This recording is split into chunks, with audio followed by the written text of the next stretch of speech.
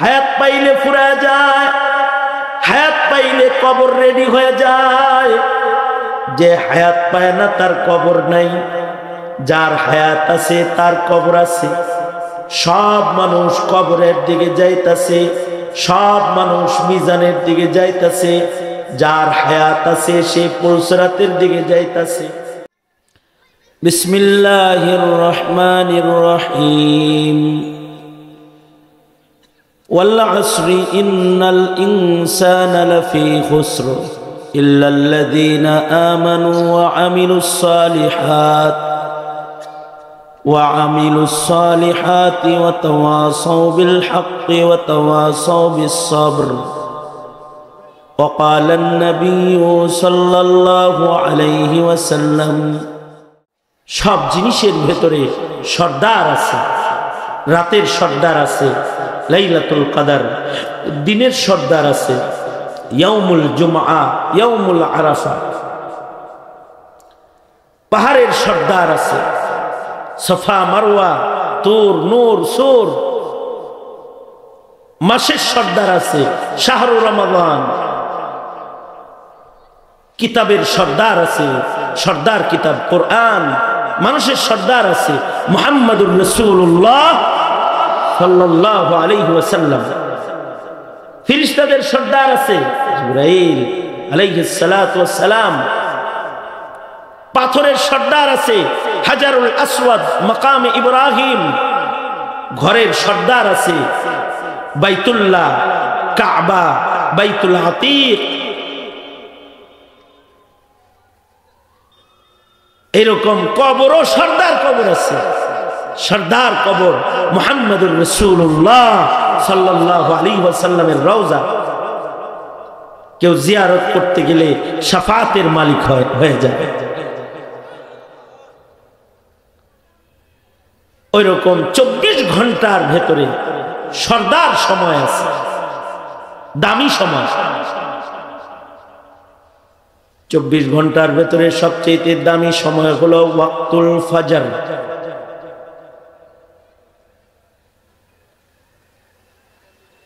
এ কারণে ফজরে যারা ইবাদত করে তারা আল্লাহর কাছে দামি হয়।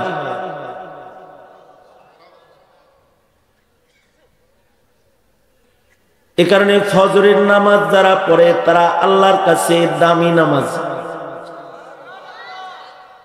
কারণ তাদের নামাজের সাক্ষী দেয় ফেরেশতা। ফজরের নামাজ হলো নামাজের সাক্ষ্য নামাজ। এ সময় ফেরেশতাদের শিফটি পরিবর্তন হয়। জমিনের ফেরেশতা, আসমানের ফেরেশতা উপরে আসা যাওয়া করে, এক শিফটি যায় আর এক শিফটি আসে। এ কারণে ফজরের নামাজ হলো সাক্ষী নামাজ। আকিমিস সালাতা লিদুলুকিশ শামসি ইলা গাসাকিল লাইল ওয়া কুরআনাল ফাজর ইন্না কুরআনাল ফাজরি কানা মাশহুদা। ইবাদতের ভেতরে সর্দার হলো নামাজ। 5 ওয়াক্ত নামাজের ভেতরে সর্দার নামাজ হলো ফজরের নামাজ। ফজরের নামাজের সময়ের দাম বেশি, ফজরের নামাজে কুরবানি বেশি, ফজরের নামাজে মেহনত বেশি। জান মিয়া, হয়তো পিছিয়ে যান, তাছাড়া এনতে যান, কানের ঘুরাতে কথা গান ফেলে।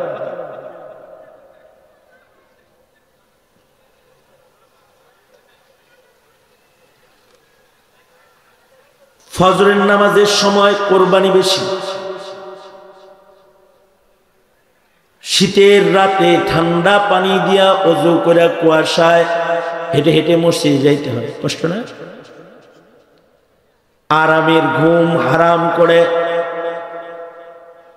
উঠা বসতে হয়। ক্লান্ত বদনে লম্বা কেরাত শুনতে হয়। ফজরের মতো অত লম্বা কেরাত অন্য কোনো নামাজে নাই।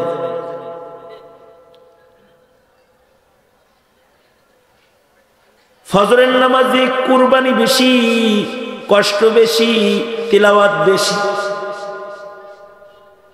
ফজরের ওক্তের দাম বেশি। এ কারণে ফজরের নামাজের মূল্য বেশি।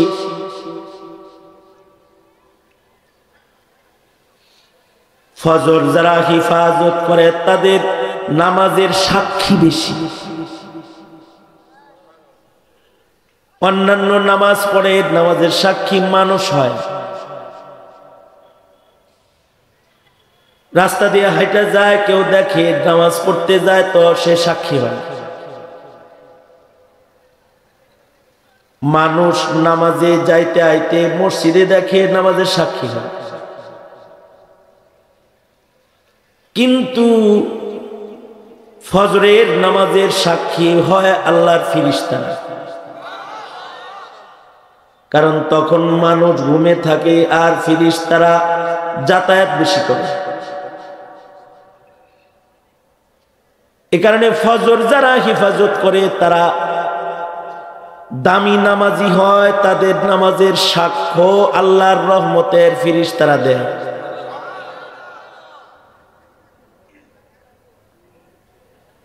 তাহলে ফজরের নামাজ ঘরে পড়ার নামাজ নাকি মসজিদে গুরুত্বের সাথে যায় পড়ার নামাজ? এক ওয়াক্ত না 5 ওয়াক্ত? আল্লাহর রাসূল বলেন, কেউ যদি নামাজের জামাতে না আসে নবী এত রাগ হন। নবীজি বলেন, আমার মনটা চায় আমি আমার মুসল্লায় আবু বকরকে নামাজে দাঁড় করায়া আমি বাইরে চলে যাই, আর যারা এখনো ঘরে আছে জামাতের সময় মসজিদে আসে নাই, আমার মন চায় আমি তাদের ঘর বাড়িগুলা আগুন দিয়া জ্বালায়া দিই। আল্লাহ রাসূল তার মানে জামাতে নামাজ পড়ার গুরুত্ব কত। জামাতে নামাজ পড়ার গুরুত্ব বেশি, তার ভেতরে ফজরের নামাজ জামাতে পড়লে মহান আল্লাহ খুশি হন বেশি। কারণ ওয়াক্তুল ফজর এটা দামি, ওয়াক্তুল ফজরটা এত দামি যে এটা 24 ঘন্টার ভেতরে সরদার ওয়াক্ত। আল্লাহ তাআলা এই ফজরের ওয়াক্তের সময় সকল নবীদেরকে নবুয়ত দান করেছেন। সুবহানাল্লাহ। ফজরের নামাজের পরে সবচেয়ে দামি নামাজ ওজির নামাজ হলো সালাতুল আসর, আসর ওয়াক্ত। আল্লাহ তাআলা কোরআনের নামাজ হেফাজত করতে গিয়ে আসরের নামাজকে বিশেষভাবে দেখে শুনে হেফাজত করতে বলেছেন। আল্লাহ তাআলা বলেন, হাফিজু আলাস সালাওয়াত ওয়াস সালাতিল ওয়ুসতা। আল্লাহ বলেন 5 ওয়াক্ত নামাজ হেফাজত করে তোমরা পড়ো, কিন্তু বিশেষভাবে আসরটাকে হেফাজত করো। কারণ হলো আসরের ওয়াক্তটা বড় দুর্বল, মানুষের দেহ ক্লান্ত থাকে, সারাদিন কাজ করে আর শেষ বেলা।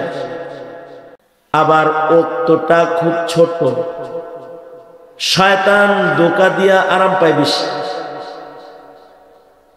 কোন রকম গাফেল হইলে নামাজটা কাজা হয়ে যায়। ঘুমন্ত অবস্থায় একটা নামাজ বেশি কাজা হয়, সালাতুল ফজর। জাগ্রত অবস্থায় অবহেলায় যে নামাজটা বেশি কাজা হয় সেটার নাম হলো সালাতুল আসর। সামান্য অবহেলা করলে কাজা হয়ে যায়। টাঙ্গাইল থেকে এসে বুয়াপুর বাস স্ট্যান্ডে নামছে, ফজরের আজান হয়েছে, মনে মনে কল্পনা করছে বাড়ি যায় পড়ি। রাস্তায় 2 বিয়ার লোকে দেখা হয়, কথা কয়ে হয়েছে দেরি, যাইতে যাইতে ওক্ত শেষ। অবহেলা করলি এ নামাজটা কাজা হয়ে যায়। এই কারণে আল্লাহ তাআলা এই নামাজটাকে বিশেষভাবে হিফাজত করতে বলেছেন।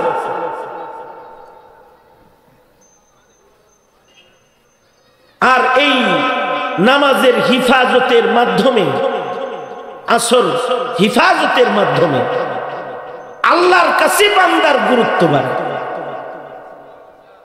এ কারণে আসরের নামাজটা হলো মাকামে বেলায়েত। আসরের নামাজের সংরক্ষণের মাধ্যমে ওয়ালায়াতের মর্যাদা বৃদ্ধি হয়। আল্লাহু আকবার জোরে বলেন। যারা আসরকে যত্ন করে তাদের আল্লাহ তাআলা ওলির মাকাম দান করেন, বেলায়েত দান করেন।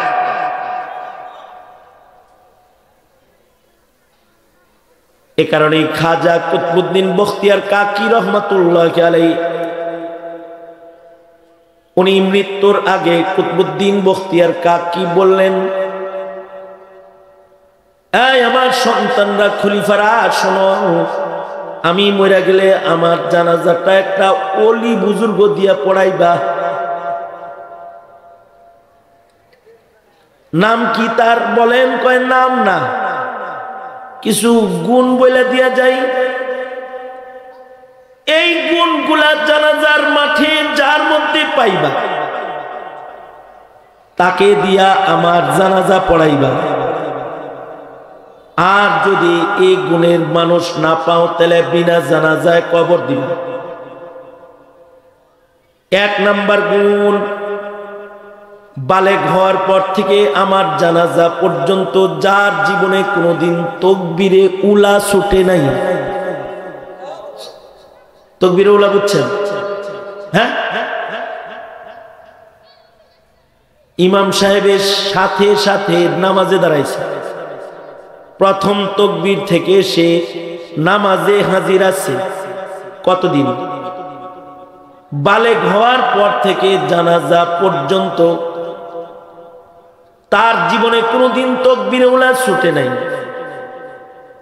এমন একজন পাক্কা নামাজি যেন আমার জানাজা পড়ায় যার তাকবীরে উলা ছুটে নাই। আগের জমানার মানুষ এমন ভাবে নামাজ পড়তেন যে তাদের তাকবীরে উলা ছুটত না। যেমন সাঈদ ইবনে মুসাইয়িব, জমানার শ্রেষ্ঠ একজন তাবেঈ বুজুর্গের নাম, যিনি 40 বছর লাগাতার তাকবীরে উলার নামাজ পড়ছেন। ভালো করে শুনলে সুবহানাল্লাহটা আর একটু ভালো করে বাইরে আর একটা কথা, শুধুই মাত্র 40 বছর তাকবীরে উলার নামাজ পড়ছেন তা নয়, 40 বছর তিনি আজানের আগে মসজিদে প্রবেশ করছেন। 40 বছর আজানের আগে মসজিদে গেছেন। ওনাকে বলা হয়েছে, নামাজের আগে এত গুরুত্বের সাথে মসজিদে আসেন কেন? উনি কাঁদতেন আর বলতেন যে হাসরে যদি আল্লাহ জিগায় আমার ঘরে তোমার ডাক্কা আনা লাগতো কেন, তখন কি উত্তর দিব? এই জন্য আল্লাহ ডাকটা দেওয়ার আগে আইসা বসে থাকে। এরা হলো ইবাদতের হক আদায় করে ইবাদতকারী।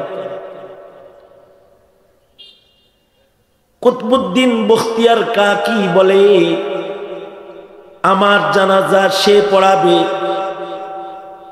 যার বালেগ হওয়ার পর থেকে আমার জানাজা পর্যন্ত তাকবীরে উলা ছুটে নাই। আমার জানাজা তাকে দিয়ে পড়াবা যার বালেগ হওয়ার পর থেকে জীবনে কোনো একদিন তাহাজ্জুদের নামাজ কাজা হয় নাই। সারা জীবন তাহাজ্জুদ কাজা না হওয়া, এটা কত বড় সাধনার কাজ। ইমামে আজম আবু হানিফা রাহমাতুল্লাহি আলাইহি, আমাদের হানাফি মাযহাবের ইমাম, ইমামুদ দুনিয়া, ইমামে আজম আবু হানিফা রাহমাতুল্লাহি আলাইহি রাতের নামাজ কত গুরুত্বের সাথে পড়েছেন। সুদীর্ঘ 40 বছর ইমাম আজম আবু হানিফা এশার ওযু দিয়া ফজরের নামাজ আদায় করেছেন 40 বছর। 40 বছরের ভেতরে রাতের বেলায় বিছনায় পিঠ লাগায় নাই। খাজা কুতবুদ্দিন বখতিয়ার কাকি বলে, আমার জানাজা তারে দিয়া পড়াইবা যার জীবনে তাহাজ্জুদের নামাজও কাজা নাই। 3 নাম্বার গুণ, আমার জানাজার ইমামতি সে করবে যার চোখ দিয়া কোনদিন পরনারী দেখে গুনার কল্পনা করে না। পরনারী দেখছে, নজরে ফুজা, চোখ পড়েই যেতে পারে, কিন্তু দেখার জন্যই যে গার্লস স্কুলের সামনে হারায় দিচ্ছে, ওয়াজের বাহানায় পছন্দের বেডিরে দেখবার লাইগা মহিলা প্যান্ডেলের কাছাকাছি ঘোরাফেরা করতেছে। বুঝেন নাই কথা নেই, আকর্ষণ নিয়ে দেখা। একটা হলো চলতি পথে দৃষ্টি পড়ে যাওয়া, আর একটা হলো কবি নজরুলের মতো দেখা। নজরুল বলে, তুমি সুন্দর তাই চেয়ে থাকি, একই মোর অপরাধ। তবে কবি নজরুলের ভালো কিছু কবিতাও আছে। তার মরার চিন্তার কবিতা, কবরের চিন্তার কবিতা, মসজিদেরই পাশে আমার কবর দিও ভাই, যেন গড়ে থেকেও মুয়াজ্জিনের আজান শুনতে পাই। আমার তো মন বলে নজরুলের এই কবিতার কারণে আল্লাহ হয়তো তার কবরের আযাব মাফ করে দিতে পারে।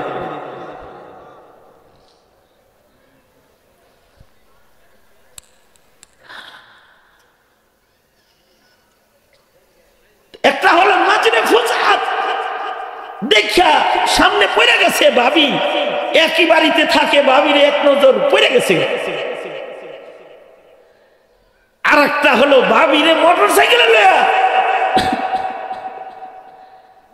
ভাবি পিছে আছে, হে হের লুকিং গ্লাসও ভাবির চেহারার দিকে দেইয়া দেইয়া যাইবার লাগছে। নজরের গুনাহ হারাম, চক্ষু হেফাজত করো।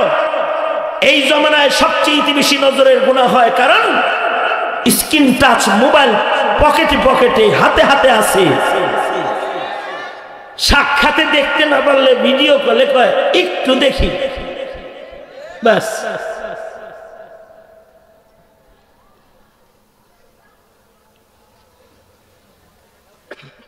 দুনিয়ার মাটিতে হারাম দৃষ্টি যারা করে এরা ইবাদতের স্বাদ পায় না। কুদৃষ্টি যারা করে তাদের কলব নষ্ট হয়ে যায়, তাদের ইবাদতের লজ্জত নষ্ট হয়ে যায়।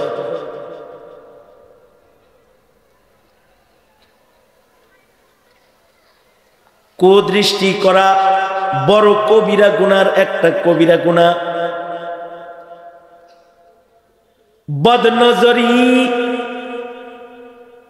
আকবরুল কাবাইরের একটা,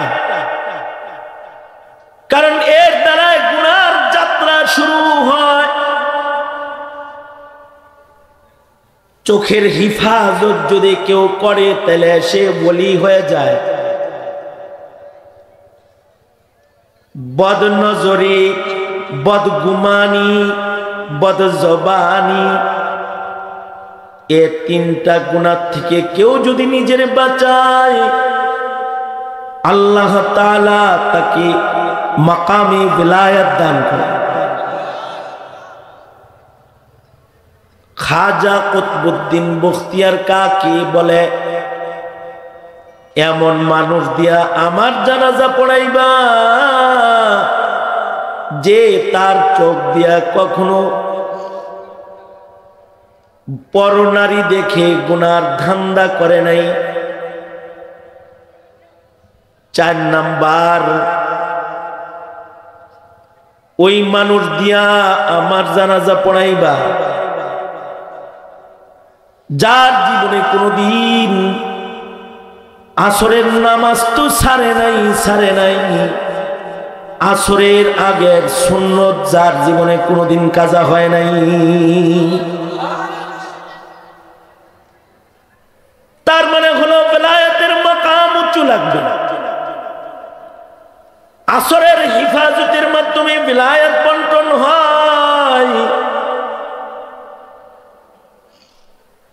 সত্য সত্য কুতবুদ্দিনের জানাজা যখন হয়েছে, খাদেমে দাঁড়ায় বলে, জানাজার মাঠে আছেন কি কেউ যার 4 গুণ আছে, থাকলে জানাজা পড়ান, তাছাড়া বিনা জানাজায় কবর দেওয়ার নির্দেশ আছে।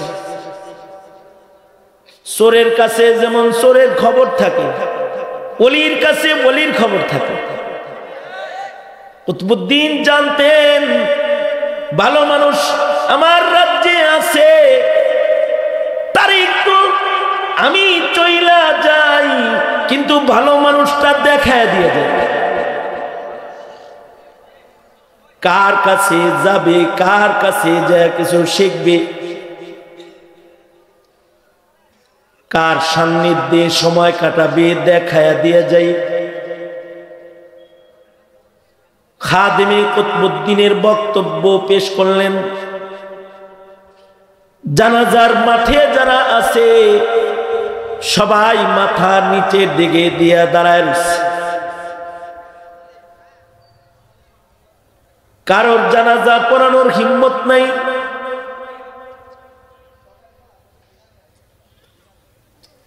কারণ এমন মাকাম, এটা কঠিন, জানাজা পড়ানোর সাহস কারোর নাই। মাথা নিচের দিকে দিয়ে দাঁড়িয়ে আছে, কিন্তু তৎকালীন সময়ে দিল্লির বাদশাহ, দিল্লির সুলতান শামসুদ্দিন আলতামাস রহমাতুল্লাহি আলাইহি, তিনি কদম বাড়ায়া লাশের সামনে চলে গেলেন। কুতবুদ্দিনের চেহারায় কপালে চুমা খায়া কয়, নিজে জান্নাতে যাও, আর একজনের আমল ফাঁস করে দিয়া কেন যাও? সারা জিন্দেগি নিজের এই আমলগুলোকে গোপন রেখেছি, আজকে তোমার জানাজা পড়াইতে গিয়ে ফাঁস হচ্ছে। ময়দানে মাহশারে যেন একা একা জান্নাতে যাও না, শামসুদ্দিন আলতামাসকে সাথে নিয়ে জান্নাতে যাও। তার মানে একজন রাজনীতিবিদ,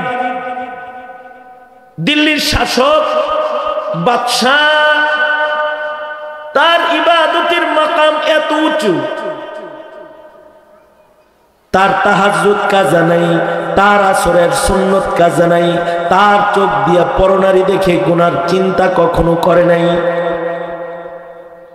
সে তাকবীরে উলা ছাড়া নামাজ পড়ে নাই। আল্লাহু আকবার জোরে বলেন। শেখ হাসিনারও তাহাজ্জুদ কাজা নাই। 80 রাকাত তাহাজ্জুদের নামাজ পড়ছে বেচারি ডেইলি। ইশরাকের নামাজ পর্যন্ত কোরআন মাজিদ পড়ছে, লম্বা হিজাব পড়ছে, হজ উমরা করছে, উপজেলায় উপজেলায় একটা করে মডেল মসজিদ বানাইছে। আলেমদেরকে মাঝে মাঝে গণভবনের দাওয়াত দিয়ে খেয়েছে। কওমি সনদের স্বীকৃতি দিছে, ইজতেমার জায়গা দিছে,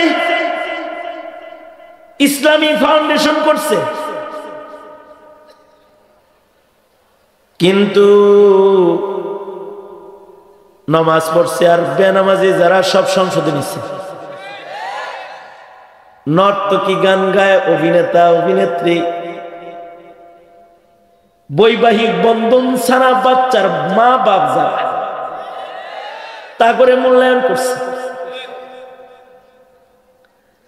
আর জমিনের শাইখুল হাদিস, আলেম ওলামা, পীর বুজুর্গ দৌড়ে দৌড়ে জেলখানায় ঢুকাইছে।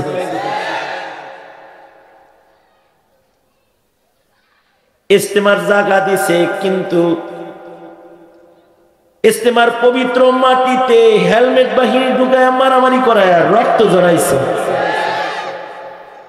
এই জমিনে 50 বছরের ভেতরে চোখের পানি ছাড়া অন্য কোনো পানি পড়ে নাই,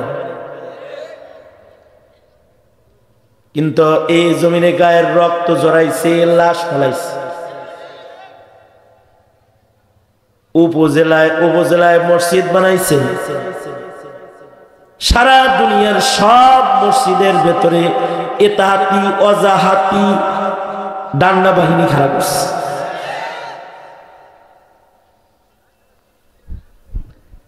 বানাইছে উপজেলায় মসজিদ, বক্তব্যে নাই আমার মসজিদে তাকবীরে উলার নামাজ পড়বি, দলের নেতা কর্মী কোন নামাজ পড়তে কয় নাই, কিন্তু আপনাদের সন্তানদেরকে বলে গেছে পূজায় যাও। ধর্ম যার যার, পূজা আমাদের সবার একটু যাই। বানাইছে মসজিদ আর পূজার প্রসাদের দাওয়াত দিছে।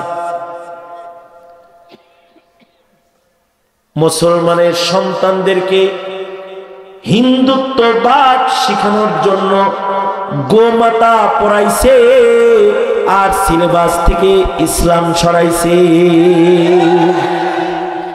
মহান খেদমত গুলো আঞ্জাম দিয়েছে। এই দেশটায় হাজার হাজার কোটি টাকার মূর্তি নির্মাণ করে দেশটাকে এক মন্দির বানাবার চেষ্টা করেছে। আলেমরা এর বিরুদ্ধে কথা বলেছে, গাত্রদাহ শুরু হয়েছে। দাদাকে ডেকে এনে মুসলমানের মাটিতে কসাই দাদুকে দিয়ে অনুষ্ঠান করেছে, প্রতিবাদ আলেম করেছে, তো আলেমদেরকে জেলে তালাবদ্ধ করে বছরের পর বছর আটকায় রেখেছে। ধন্যবাদ জানাই আমার দেশের মুসলিম ঘরের মুসলিম মুমিন সন্তানদের। আগে ভয় পাইতাম, চিন্তা বেশি করতাম, এখন চিন্তা যেমন করি আত্মতৃপ্তি কম না, বা সাহস কম না। সাহস আগের চাইতে এখন আরো বেশি, কারণ এই দেশে আলেমরা মূর্তির বিরুদ্ধে কথা বলেছে, মূর্তি নির্মাণ করতে মানা করেছে, কিন্তু কোন আলেম মূর্তি ভাঙ্গে নাই, কোন তলবে আলেম মূর্তি ভাঙ্গে নাই, মাদ্রাসার ছাত্র মূর্তি ভাঙে নাই। মুসলমানের দেশের ইব্রাহিমের ছেলেরা পরে স্কুল কলেজে, কিন্তু হাসিনার নির্মিত সকল মূর্তি 24 ঘন্টার ভেতরে পরিষ্কার করে দেশটা মূর্তি মুক্ত করে ফেলেছে। ইব্রাহিমের সন্তান, তাদের কর্মকাণ্ড দেখে মনে হয় এই দেশে যারা নাস্তিকবাদ, হিন্দুত্ববাদ, কাদিয়ানি মতবাদ প্রতিষ্ঠা করতে চায় তাদের স্বপ্ন বাস্তবায়ন হবে না। মুক্তিযোদ্ধার সন্তানরা আছে, সময় মতো হাসিনারে যেমন দিল্লি পাঠায় দিছে, তাদেরকেও তাদের দাদাদের কাছে পাঠায় দিবে, সময় মতো পাঠায় দিবে।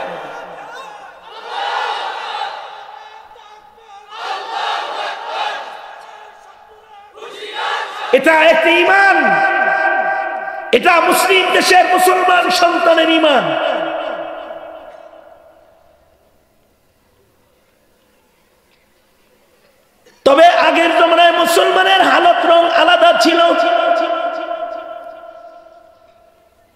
সময় দিল্লির শাসকের হালত ভিন্ন, মুনাফিক শাসক না। শাসক হলো চোখের গুনাহ নাই, শাসক হলো তাকবীরে উলা কাজা নাই, শাসক তার তাহাজ্জুদের নামাজ কাজা নাই, শাসক তার আসরের সুন্নত কাজা নাই। আল্লাহু আকবার, জোরে করে বলেন। সুলতান শামসুদ্দিন আলতামাস রহমাতুল্লাহি আলাইহি তিনি জানাজার নামাজের ইমামতি করলেন, ওনার আসরের সুন্নত কাজা নাই। তার মানে হলো আসরের গুরুত্ব যারা বেশি দেয়, ওলি হিসাবে তার মর্যাদা বেড়ে যায়। এ কারণে আল্লাহ তাআলা আসরের কসম করেছেন, তার মানে আসরের দিকে দৃষ্টি আকর্ষণ করেছেন। তাই সফল হতে চাও তো আসর দেখে রাখো। হতে পারে যে আল্লাহ তাআলা কালের কসম করেছেন, হায়াতের কসম করেছেন। হায়াত অনেক মূল্যবান জিনিস, তাই এর কসম করে এর মূল্য জাতির কাছে পেশ করেছেন। হায়াতের সাথেই মানুষের ক্ষতির সম্পর্ক, হায়াতের সাথেই মানুষের লাভের সম্পর্ক। হায়াত কামে লাগাইলে লাভ, হায়াত অপচয় করলে লস। এ কারণে আল্লাহ তাআলা হায়াতের কসম করেছেন। তার মানে হায়াতের মূল্যায়ন করো, হায়াত কিন্তু দামি। 1 মিনিট হায়াতের অনেক দাম। 1 মিনিট হায়াত যদি কেউ পায়, সে জান্নাতে চলে যায়। বাচ্চা জন্মের পরে যদি 1 মিনিট হায়াত পায়, 1 সেকেন্ড হায়াত পায়, কান্নার আওয়াজ যদি পাওয়া যায়, 1 মিনিটের হায়াতের এত দাম যে এই বাচ্চাটাকে মুসলিম হিসেবে গণনা করে মুসলিম নাম রেখে, মেয়ে বাচ্চা হলে তারে 5 কাফনে সজ্জিত করে আতর গোলাপে সাজায় মুসলমানের কবরে, ছেলে বাচ্চা হলে 3 কাফনে আতর গোলাপে সাজায় মুসলমানের কবরে তাকে বিসমিল্লাহি ওয়া আলা মিল্লাতি রাসূলিল্লাহ বলে তাকে নামায় দেওয়া হয়। 1 সেকেন্ডের হায়াত, এটার এত দাম। 1 সেকেন্ড হায়াত যে পায়, সে জান্নাতের হায়াত পায়া যায়। আর 1 সেকেন্ড হায়াত যদি না পায়, বজ্রা ময়লা হিসেবে গণিত হয়ে যায়, তাকে নর্দমায় নিক্ষেপ করা হয়। সুতরাং আল্লাহ তাআলা কয় ওয়াল আসর, সাবধান, হায়াতের কসম। হায়াত কিন্তু অনেক দামি। হায়াতের কারণে ক্ষতি, হায়াতের কারণে লাভ। সকল মানুষের হায়াত কিন্তু কমতাছে। ইন্নাল ইনসানা লাফি খুসর, হায়াত কমার দিক দিয়ে সব মানুষ লসে আছে। আদ-দুনিয়া মুদবিরাতুন ওয়াল আখিরাতু মুকবিলাতুন,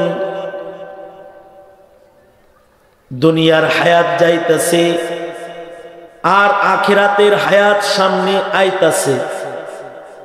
যারা দুনিয়ার হায়াতের মূল্যায়ন করবে, তারা আখিরাতের হায়াত পাওয়া যাবে।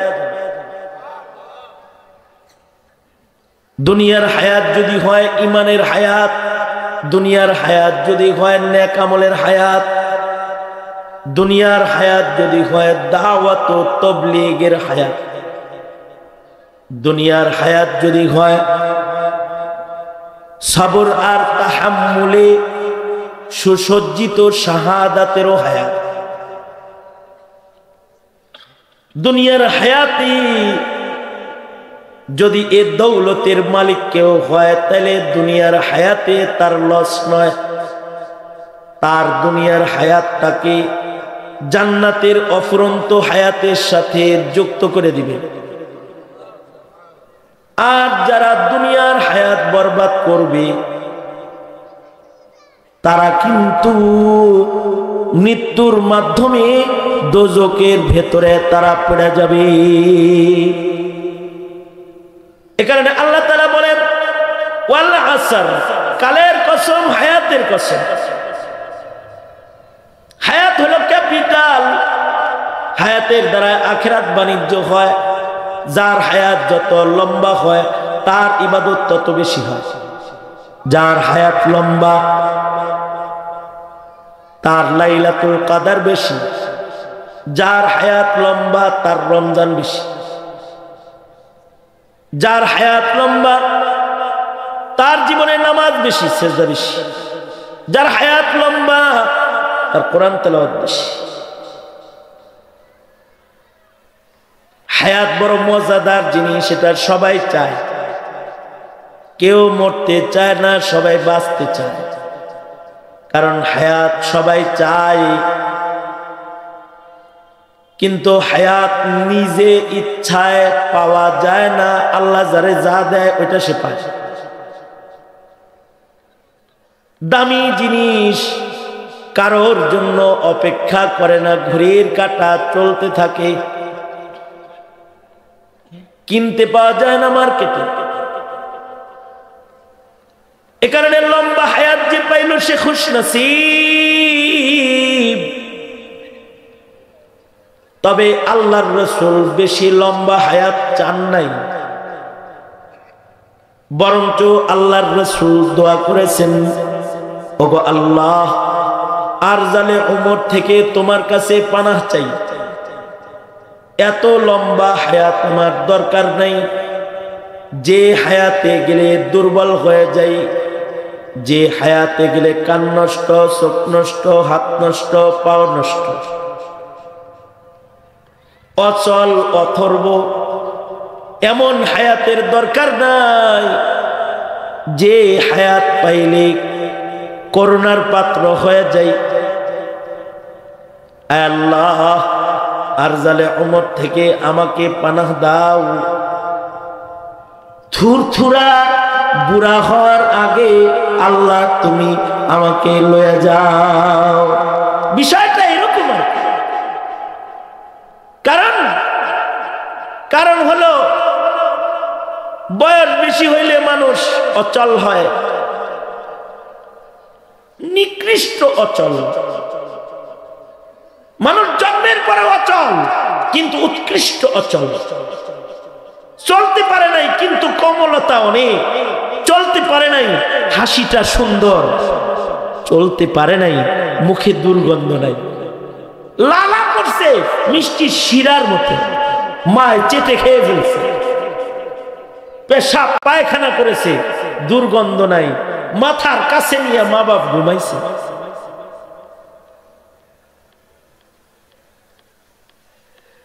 কাউকে মেরেছে তো সেটাও ভালো লাগছে, মুখ আগায় দিছে, মারেন মারেন, কমল হাতের থাপ্পড়, এটাও ভালো লাগছে। কিন্তু বুড়া হাতের থাপ্পড় ভালো লাগে না। বড় মানুষে যদি থাপড়ায় তাহলে খারাপ লাগে, বাচ্চায় যদি থাপড়ায় তাহলে মজা লাগে। বাচ্চা যে তার ভেতরে দুর্বলতার সাথে একটা কোমলতা বিদ্যমান আছে, কিন্তু বুড়া দুর্বলতার সাথে নিকৃষ্টতা বিদ্যমান আছে। চামড়া ঘুচায় দেয়, মুখে দুর্গন্ধ এসে যায়, চক্ষু অচল হয়ে যায়, কান অচল হয়ে যায়, দাঁড়াবার ক্ষমতা নষ্ট হয়ে যায়।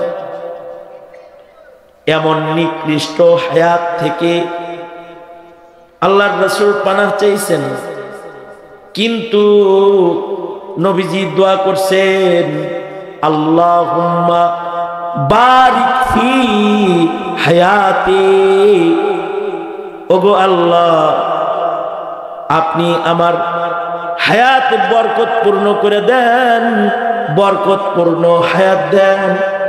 অর্থাৎ কম হায়াত কিন্তু বরকতওয়ালা হায়াত, হায়াত কম কিন্তু তার ভেতরে নেকি বেশি দান করে, সব বেশি। সারা দিয়েও অমর হয়ে তুমি রবে চিরদিন, অমর হয়ে তুমি রবে চিরদিন। খুব লম্বা হায়াত দরকার নাই, কিন্তু বরকতওয়ালা হায়াত দরকার, কারণ হায়াতের দাম অনেক বেশি। এক সেকেন্ড হায়াতেরও অনেক দাম, এক রজনী এক দিনের অনেক দাম। কিন্তু হায়াত দামি হবে কখন? যখন হায়াতটা হবে ইমানের হায়াত। হায়াত পাইলে ফুরা যায়, হায়াত পাইলে কবর রেডি হয়ে যায়। যে হায়াত পায় না তার কবর নাই, যার হায়াত আছে তার কবর আছে। সব মানুষ কবরের দিকে যাইতাছে, সব মানুষ মিজানের দিকে যাইতাছে। যার হায়াত আছে সে পুলসরাতের দিকে যাইতাছে, যার হায়াত আছে সে হাসরের কাহার জালালের মালিকের সামনের দিকে যাইতেছে। দিন যাইতেছে, সেকেন্ড যাইতেছে, হায়াত শেষ হয়ে যাইতেছে, ভয়ঙ্কর দিনগুলা কাছে আসতেছে। এ কারণে হায়াতওয়ালা সব মানুষগুলাই ধ্বংসের ভেতরে পড়তাছে।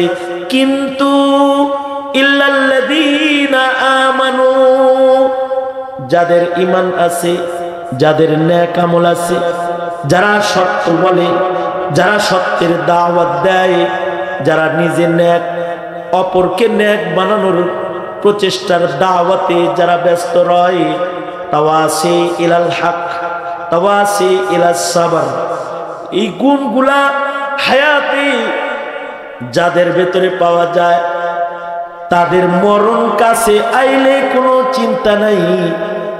তারা মরণ দরজা দিয়া স্থায়ী জান্নাতের হায়াতের ভেতরে ঢুকে যায়।